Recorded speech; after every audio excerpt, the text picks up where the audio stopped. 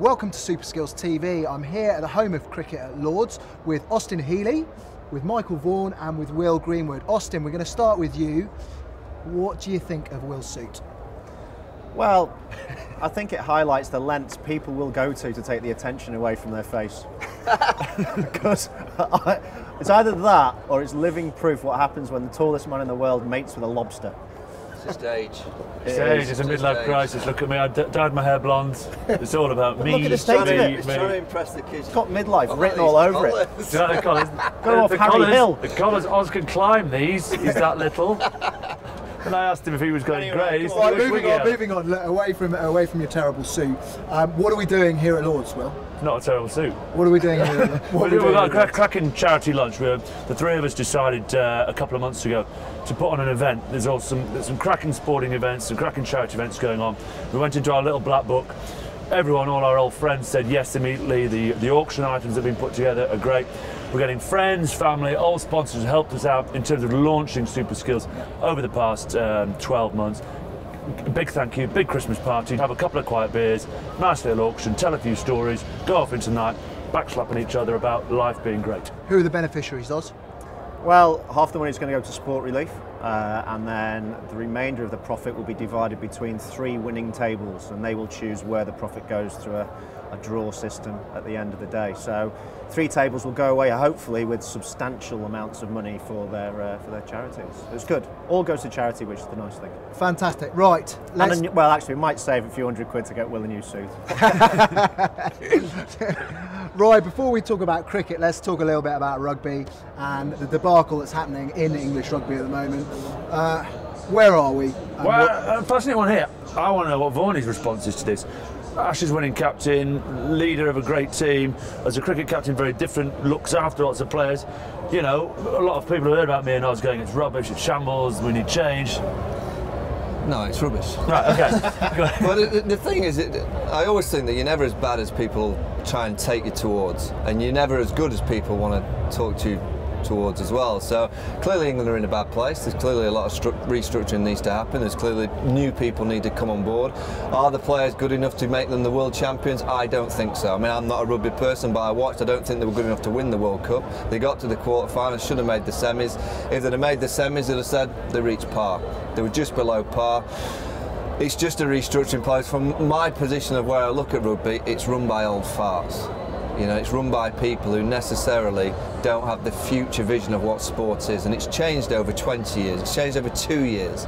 So people have to realise that you've got to get in with the modern new world, because if you don't, everyone else will go like this and you stay down here.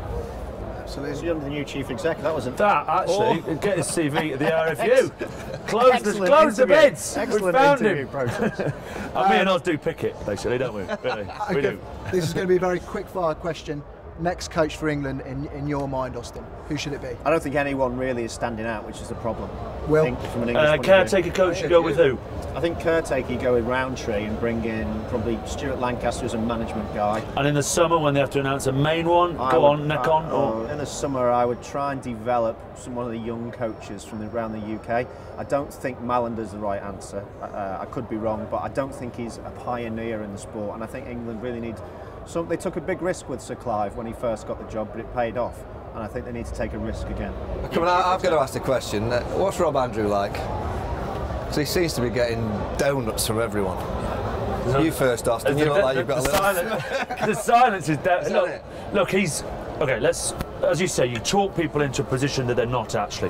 What he's done particularly badly, if you start with a bad side, he's distanced himself from appointments, he's got close to appointments when they've gone well, and not taken accountability. He said, I'm in charge of elite rugby, and yet we've failed and gone to a quarter-final. Martin Johnson has stood in front of cameras and gone, it's my fault, and walked. Therefore, immediately people have gone, alone on a set. You were in charge of the whole thing. The flip side of it, the good stuff, the junior stuff is doing well. The off-field stuff is going well within the RF. You can't deny that. It's a machine. It can be better. I think the RFU there's some really good people working at the RFU. The problem they've got is that the reputation is being tarnished, like you said before, by some of the older generation non-businessmen taking the pieces of the pie. Interests. Yeah, too many vested interests. Rob Andrew hasn't delivered, in my opinion, in his job. He's the sort of guy that could coat himself in honey, walk into a beehive and come out with no bees on him. And where's the honey? Is it still on or is it gone? mate, it's all over him. Right. Okay. Yeah. Right, He's taking the honey home and spreading it all over. I'm going to his stop you there bread. because I think we could talk about rugby for be the a sugar next puff, mate. 24 hours. You For know the I'm my next old 24 missus, are hours. you? Be a sugar puff. I'll be later. Let's talk cricket, because England are in a pretty good place at the moment.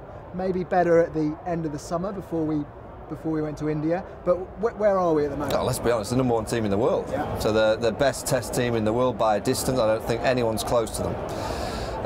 The points don't suggest that, but I do think in terms of what they've got, and it's not the 11 that I see regular, because they've been very good on the fitness. They don't pick that many injuries up. It's the backroom. They've got another 11 that could play. I think England now have got the number 1 bowling attack in the world, the number 2 bowling attack in the world, because of the guys in the waiting wings. So for an idiot like Austin, the number 1 bowling attack in the world is who? Anderson, Broad, Tremlett, Swan. And the number 2 bowling attack is Onions,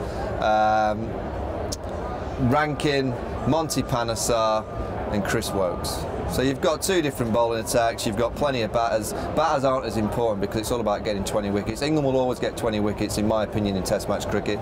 The opposition, I look and go, there ain't that many bowling attacks that really can put you under pressure. South Africa are 1, India on the home patch are 2, Australia's have still got probably another year or 2 to develop their young players. I think what you're seeing actually though is what happens when you centrally contract people. If the RFU had done this 10 years ago, we wouldn't be sat here having this discussion about England rugby, because the players would all been centrally contracted and developed at their own pace. And that's the problem at the minute with the RFU on managing other people's assets. Would the flip That's side the have problem. been that something like the Heineken Cup or the Premiership would then not have been as competitive? No, I see the county I grounds, I think get what you're it saying, would. but I think it it's would. a dead man walking in the county No, ground. I think it would have been as competitive. I just think there would have been that EPS squad. There's an argument to say they should be centrally contracted, take them off the assets of the clubs, allow them to go back and be affiliated to a club, but largely develop them as a national providing side. One of the big things, I mean, they talk about central contracts with England cricket being the catalyst of why they've gone on to be the number 1 team in the world. It helps. One of the big things that help, if you look back to the 90s, England used to play 5 Test matches, 3 one-days in the summer. They used to go on tour for 2 months every winter. Now they play 7 Test matches, 21 days, they go away all winter. So England have become a team because they play more cricket. In rugby, you don't play as much rugby together to become that gel team, other than the World Cup, like football.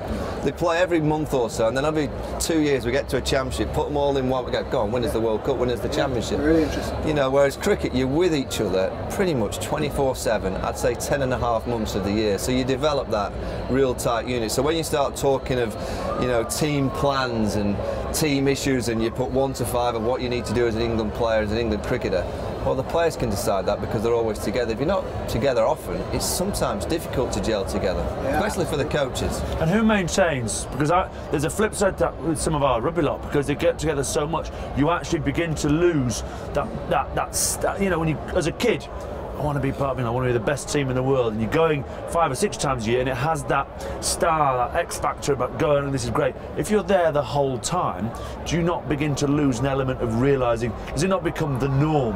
Well, but it is the norm, but you're still very privileged to be in that position because it's still a very difficult team to get into, and there's only 12 contracts, so to get one of those 12, it's a hard ask. What it does do is completely separates you from your county team. I was an England player, not a Yorkshire player. Right. For my last 8 years, I never really saw Yorkshire. You know, I probably played 3 games a year. Houses or... Yeah, unless I went to a dinner at the ground. But I generally didn't play for Yorkshire, and that's the one disadvantage, that the lads don't get seen, I guess, domestically in terms of playing at Headingley or at Trentbridge in front of the home crowds. Away from the international stage, welcome to Superskills. Are you excited about what's going on with Superskills? I am. I mean, to think that I'm going to be in the Caribbean in February, Sardinia in April, Abu Dhabi in October.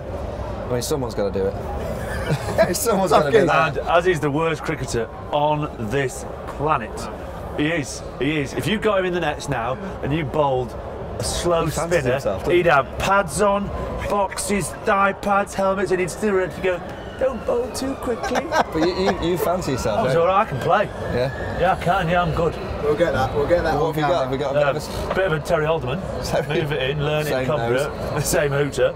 And I come in at 5 and 6 and, you know, do a little job. I'm doing a little job, not a fair brother, I don't nerdle. I come in, it's a slash, I'm a cross between Peterson, Saywag and Flintoff. Just when you thought the suit wasn't bad enough, then stuff comes out of his mouth that really does make you think that he is a... We could invent some kind of competition or some kind of event, and rather than playing for the green jacket, the Masters, we could play for World's the pink jackets. Something could happen. Well, sporting challenge, I like it. Superskills sporting challenge each year for the pink jacket. The right to wear the pink jacket to next year's dinner. The right person. What about the whole suit? The right to wear the suit? I don't think I could bring myself. Well, I might wear it at home. I might wear it at home in the bedroom with the flies down. Out of this no for chance. Hey? What? What about Campo? Fellas, thanks very much. He's staying quiet about his That shirt. is our, That's a terrible shirt. Yeah, it is. That is our Sponsored by first Shell, anyway. Superskills TV episode done.